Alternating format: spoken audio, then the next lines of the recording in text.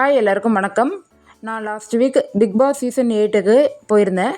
அதோட எக்ஸ்பீரியன்ஸ் தான் இப்போ நான் ஷேர் பண்ண போகிறேன். நிறைய பேர் என்கிட்ட கேட்டிருந்தாங்க, எப்படி நீங்கள் போனீங்க, டிக்கெட்லாம் எப்படி கிடச்சிது அப்படின்னு சொல்லியிருந்தாங்க.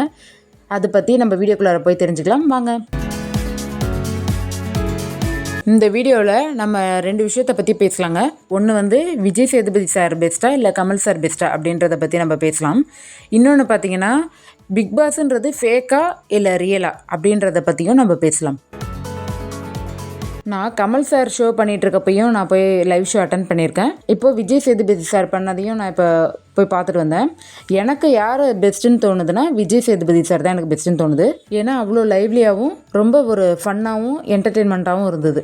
இது எந்த இடத்துல நமக்கு பொய்யா உண்மையா அப்படின்ற ஒரு கான்ஃப்ளிக்ட் ஆகுதுன்னா, சில பேர் பார்த்திங்கன்னா வேணும்னே அழுகுற மாதிரி அந்த மாதிரி சீன்ஸ்லாம் இருக்கும். அதெல்லாம் நம்ம பார்த்துருப்போம் பிக் பாஸ்லேயே. எல்லாம் நடந்தது உண்மை தான். ஆனால் பர்டிகுலராக அந்த இப்போ ஒன் டேயில் பர்டிகுலராக அந்த ஒரு சீனை காட்டுறது பார்த்திங்கன்னா அது நமக்கு கொஞ்சம் ஃபேக் மாதிரி இருக்கும். ஆனால் 100% அது ரியலான ஒரு கேம் தான். கேமராக்காக ஒரு சில விஷயம் பண்ணி தாங்க ஆவாங்க.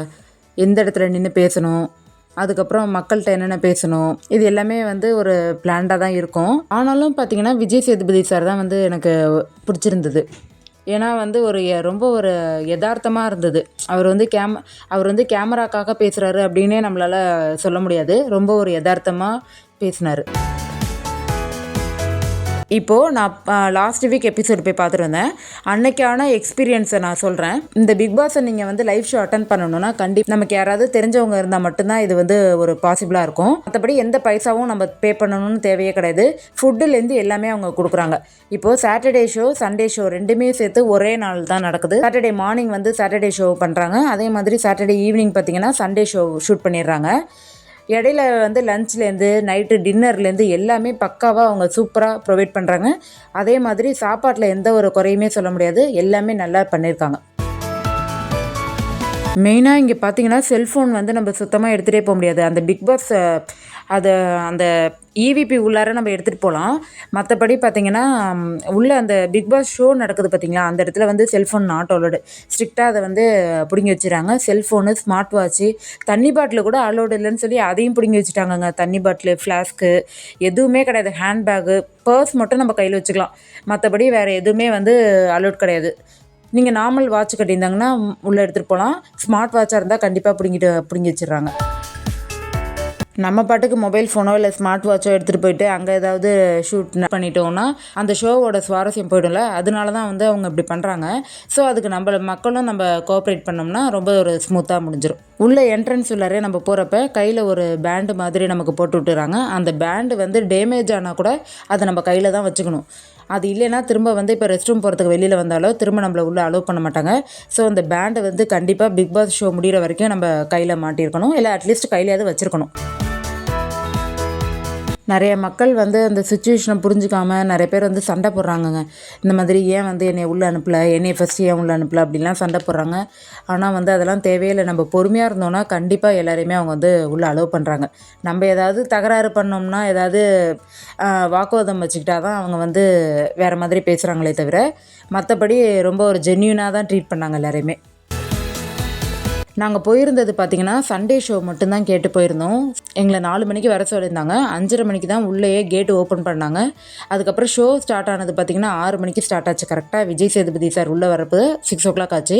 அதுக்கப்புறம் உள்ளே போயிட்டோம். உள்ளே போனதுக்கப்புறம் பார்த்திங்கன்னா ஒரு 7-8 ரோ ஃபுல்லாகவே ஒரு ஷோஃபா மாதிரி செட்டில் போடுவாங்கள்ல, அந்த மாதிரி போட்டிருந்தாங்க. எங்களுக்கு பார்த்திங்கன்னா 5th ரோ தான் கிடச்சிது. நாங்கள் அதுக்கப்புறம் எங்களுடைய ரிலேட்டிவ்ஸ்லாம் வந்திருந்தாங்க. ஆனால் டிவியில் பார்த்தா எல்லோரும் கம்ஃபர்ட்டாக நல்லா ஜாலியாக உட்காந்துருக்க மாதிரி இருக்குது. ஆனால் உண்மையாக பார்த்தீங்கன்னா அது ஒரு செட்டு ஷோஃபா தாங்க. ரொம்ப நேரம்லாம் அதில் உட்காரவே முடியல. பின்னாடி சாஞ்சு உட்காரணும் அப்படின்னு தான் இன்ஸ்ட்ரக்ஷன் கொடுத்துட்டு போகிறாங்க. நம்மளால் ரொம்ப நேரம் சாஞ்சும் உட்கார முடியாது, முன்னாடி உட்கார முடியாது. அதுதான் எனக்கு ஒரு டிஸ்கம்ஃபர்ட் ஆகிடுச்சு.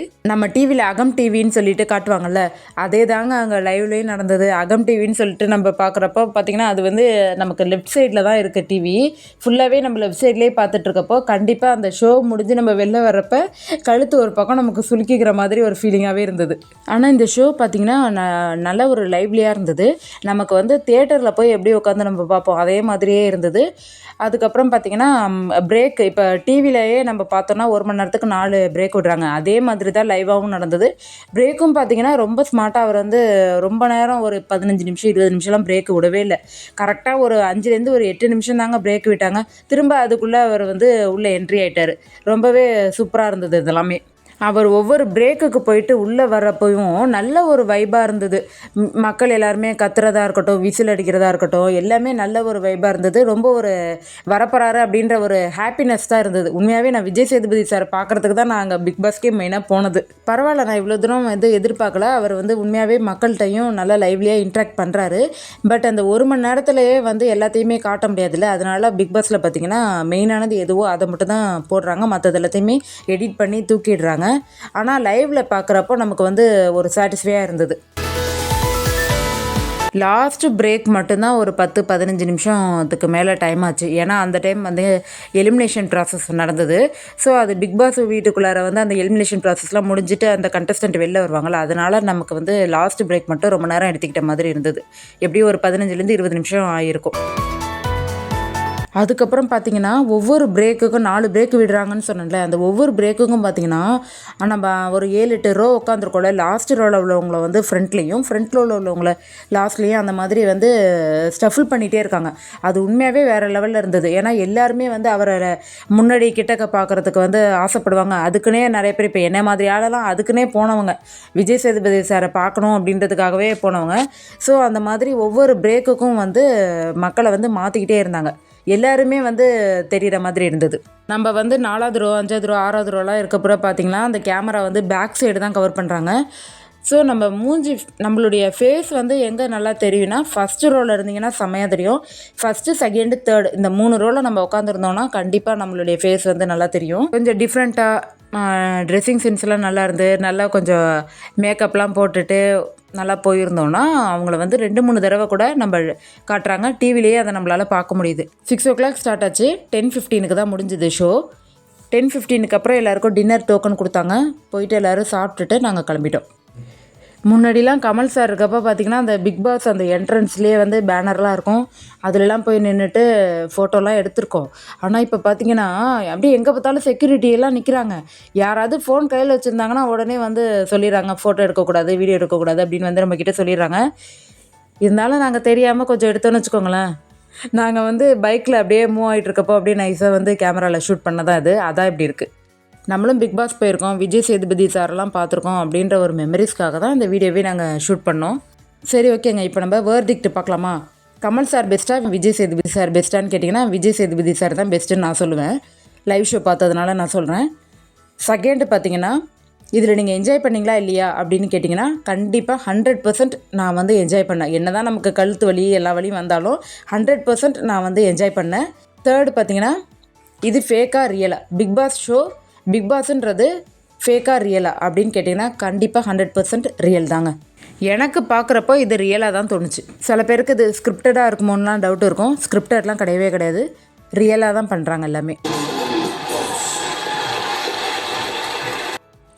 ப்ரோக்ராம் 4 மணி நேரம் நடந்ததுன்னு சொன்னேன்ல, அந்த 4 மணி நேரத்துலேயே ஒரு 2 செகண்ட் தான் எங்களுடைய ஃபேஸ் கிளியராக தெரிஞ்சிருக்கும். சரி, ஓகேங்க. ஃபைனலாக உங்களுக்குலாம் ஒரு டாஸ்க்கு கொடுக்குறேன். என்னென்னா, பிக் பாஸில் உள்ள கண்டஸ்டண்ட்டில் ஒருத்தவங்களுடைய ரிலேட்டிவ்ஸ் இங்கே வந்திருக்காங்க. அந்த கண்டஸ்டண்ட் யாருன்றதை நீங்கள் எனக்கு கமெண்ட்ஸில் சொல்லுங்கள். கரெக்டாக இல்லையான்னு நம்ம பார்க்கலாம். எங்களுக்கு டிக்கெட் வாங்கி கொடுத்த அந்த நல்ல உள்ளங்களுக்கு மிக்க நன்றி.